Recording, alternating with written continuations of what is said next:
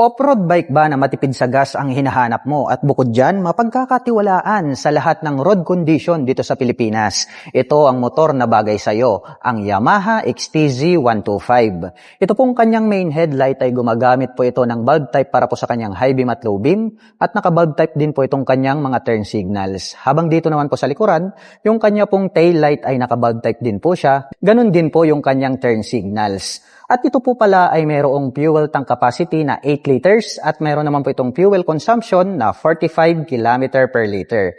Ito pong kanyang front suspension ay naka-telescopic fork po ito na gray color, habang dito naman po sa likuran ay naka-monoshock absorber po ito. At ang kanya naman pong front braking system ay naka-single disc brake po ito with 2-pot caliper, habang dito naman po sa likuran ay naka-drum brake po ito at naka-spokes metal rim at naka-dual purpose pattern tires. Naka-analog ang meter panel display at naka-mechanical key ang kanyang ignition. At mayroon pa itong engine kill switch. Ito pong kanyang upuan ay pahaba po ito at ang kagandahan pa po nito ay meron na rin po siyang integrated na rear carrier. Pwede na po nating lagyan ng top box straight out from kasa.